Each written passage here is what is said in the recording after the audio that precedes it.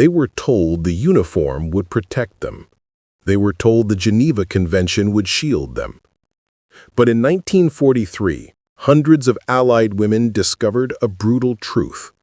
Some enemies believed women didn't deserve the rules of war.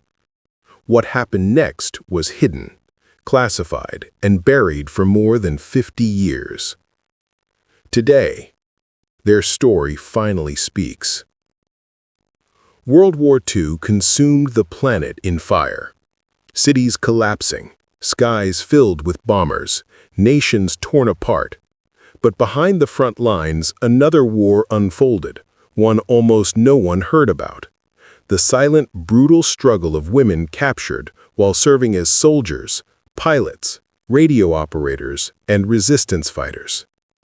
They weren't supposed to be there, according to Nazi ideology. Women in uniform threatened the entire worldview the Reich built its power on. And for that reason, their fate was far darker than anyone imagined. What the Allies discovered after the war shocked even hardened generals. Most of these women were young, some barely 20. Trained for danger, yes, but not for what awaited them if captured. American WWII operating radios near Anzio. British pilots ferrying fighters in the dark. French resistance couriers passing through forests hunted by dogs. When German forces overran their sectors, the standard rules for male POWs were ignored. Guards separated the women, repeating one phrase with chilling consistency. Female combatants are outside the protections of war. Those words became the doorway into a nightmare. Interrogation centers across occupied Europe had already prepared for them.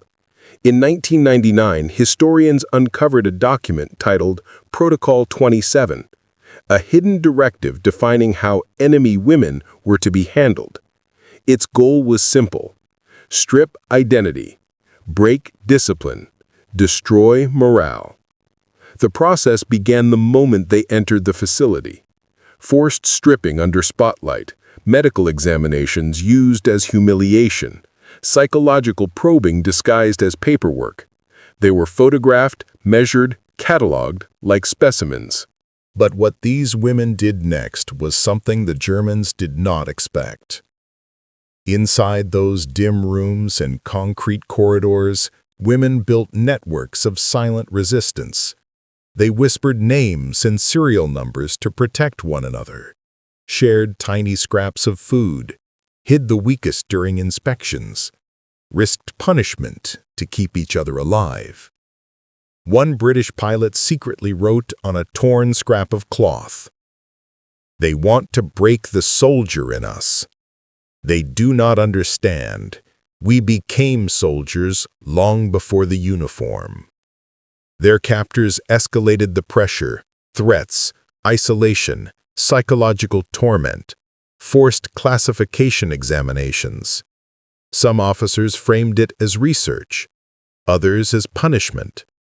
All of it designed to crush. Yet somehow they endured.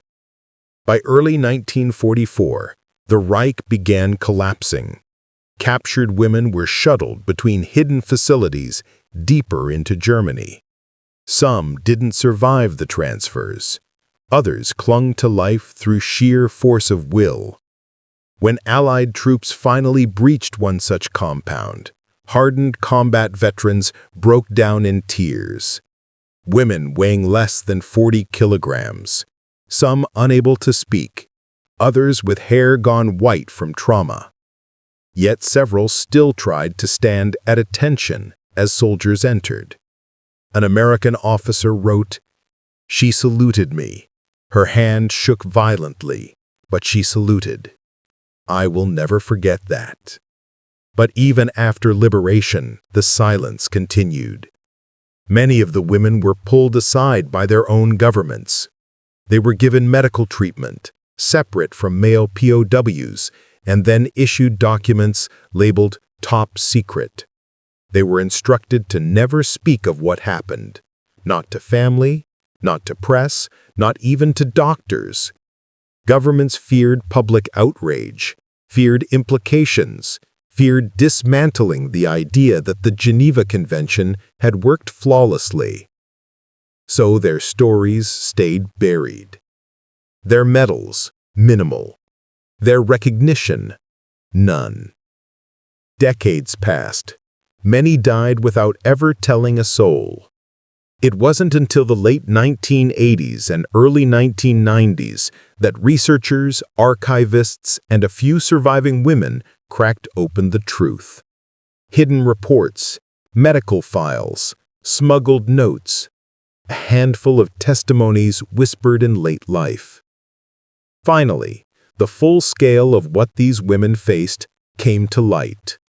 Not as legends, not as exaggerations, but as documented history. Today, international law protects female POWs with rules that would not exist without the suffering of these forgotten soldiers. They fought without glory. They suffered without recognition. They resisted where no camera would ever record heroism. Their war was a shadow war, fought in silence, survived through courage, lost in archives, and rewritten only now. And this time, their story is told.